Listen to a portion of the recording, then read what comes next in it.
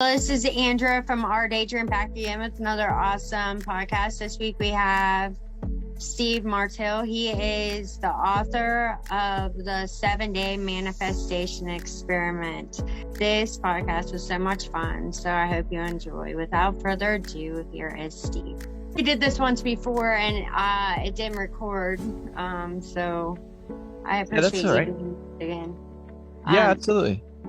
But to start out, like I always like to start out, is your story. What's your story? What's my story? Which part would you like to know? Tell me your past a little bit, your testimony style, because you had to learn a lot of things along the way, right? Through trial and error. Yeah. Okay. So let's start with, 2006, being an mechanical engineer in Toronto. I was working for a company called N-Wave at the time. They still exist today. And my girlfriend at the time was my wife now. We moved down to Toronto. She moved down first, and then I moved a year later. I actually moved down because she went and moved there. I was living in Sudbury, which is about 300 miles north of Toronto.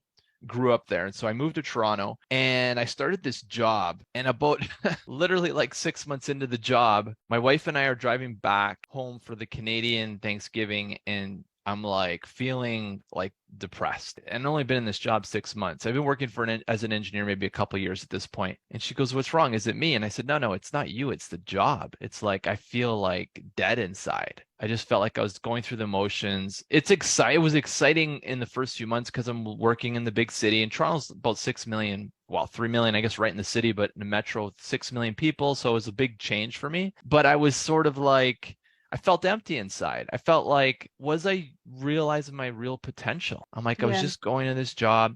So a couple things happened. One was I started reading books. I wasn't reading a lot of stuff at that point, but the first couple books I picked up were Napoleon Hill's Think and Grow Rich and Tony Robbins' Unlimited Power. And with the books, what came to me through those books was that like I could create my life and I can empower myself to do the things that I wanted to do, which I wasn't doing at that point. But about 6 months after that, I remember my wife and I decided to go on a trip to Mexico. We did an all-inclusive trip. We came back. I said, when I come back, I'm going to make a decision to do this course. And I remember I came back. I still hadn't made the decision. I chickened out. And I remember talking to one of the salespeople from the course, and I said, "So is this about realizing your potential?" And he said, "Yeah." And I was like, okay, I'm in.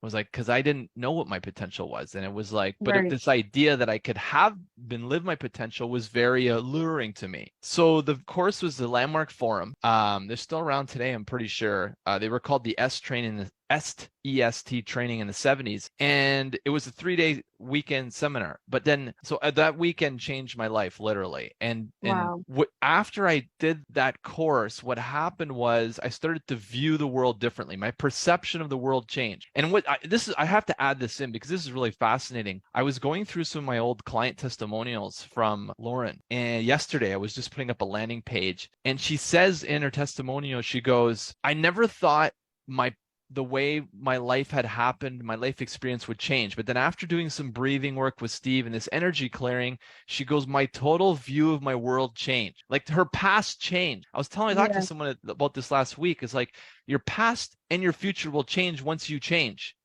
Right. So anyway, so this weekend changed me, and then my perception changed. So it was like everything in the past that I thought I was and everything in the future was all changed, because everything changed. Every change we make happens in the now. Yeah. So anyways, I'm going through this course that these changes are happening. And then we do this 10-week follow-up, which is all like week to week we get together and it's coaching. And so the first week was okay. I was like, oh, this is kind of cool. It's like you're practicing what we learned in the course. And remember, this is 2006, so 13 years ago, 15? I don't know. So anyway, so we basically get to the second week, and we had broken up from this bigger group of 200 or whatever, I think it was about 200 people, into groups of like 5 to 10, and each little smaller hub had a leader. Well, we get to the second week, and we're all ready to start doing our stuff and coaching each other, and basically the leader doesn't show up. So where everyone's looking around, it's like, well, who's going to be the leader? And I knew the leader did the coaching, and I love the coaching. And I was like, I'll do it. I'll be the leader. I was like a chicken shit at that point. I never wanted to like put my hand up, do anything, stand up, speak up. I was like afraid, right? Yeah. But when it came to this, it was screaming. It was just like, just do it, right? Yeah. So I did it. I was freaking out, but I did it. And then I became the coach for our group of 8 weeks. And so I was coaching the other people and I was like, whoa, I was like, this made me feel really alive. So I got my money's worth for the course. I was feeling alive, right? I was feeling like my potential. And so after that, they asked me if I wanted to enlist as a volunteer, as a coach for another program. And I was like, I'm in. I'm like, they don't pay you.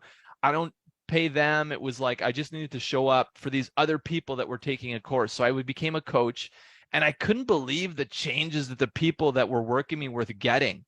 I was like, this is my sweet spot. I got to keep doing this, right? So eventually I ended up, I'm still working as an engineer at this point. You know, it's probably 2008, 9, but I'm getting paid as a coach. And I'm not getting paid a lot, but I remember the first money that I got, I think it was $600 from this client, a coaching client. I went out and bought this, I don't even know what the hell you call sports coat. And it was like $500. I spent almost the whole thing on this client, but I went in and I was like, wow. I was like, you know, like you got to remember, like I'm coming from this, I was a chicken shit. I didn't want to speak up, do anything, and like had low self-confidence. And all of a sudden my life's coming together. And I'm like, so that was the beginning. That's and awesome. So it's 2005, 2006 started, then 2008, 9. And then I get this bold idea. I'm like, well, things are going good. I'm going to quit my job. And I'm just going to start a coaching business. And I only had like 1 or 2 clients. Yeah. And so I go up to the president of the company, the engineering firm I'm working for, and I said, Dennis, I said, I'm going to start this company and I'm quitting and I'm starting a coaching business. This is the crazy part. He comes up, he gives me a hug.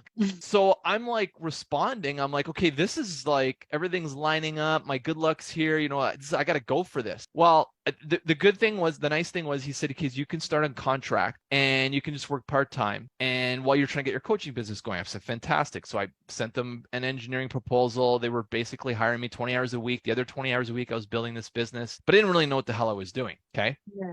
So basically about that contract for 3 months ran out. And then eventually I was basically on my own and I didn't know how to make money in a coaching business. Like I literally didn't. I got clients, but it wasn't like, you know, what I was making before.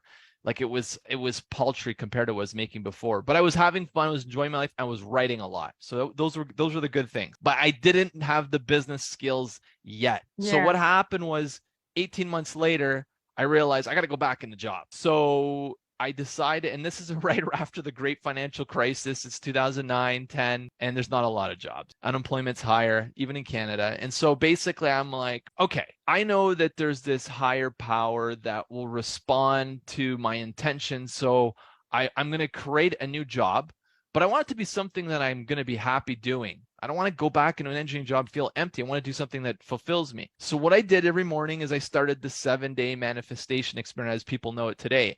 And I would just practice getting into this state of feeling as if I was already doing it. And I would wake up, and sometimes I'd spend an hour or two just like in that space, because my wife would go to work and then I'd be at home, right? And then I would do my writing. And then if I had any clients, I would do my thing. And the reason I had to do this because basically we had gotten a lot of debt and there was no money coming in. So I basically, 35 days from the day that I started, I ended up getting a job and a signing bonus for $10,000 to relocate from Toronto back to my home city and work for this guy that was, I had a lot of fun in that job. And then I had basically left that job, went to another job, but all the time still practicing what I was doing with clients on the side. And then eventually, as an entrepreneur, I ended up doing some marketing with some construction companies, because engineering construction it's tied. It's always so I met a lot of people, I had a lot of people in my network, and I realized these construction companies were terrible. They were horrible at marketing and they could use the help. And I ended up getting 4 clients that first year, ended up being 6 figures.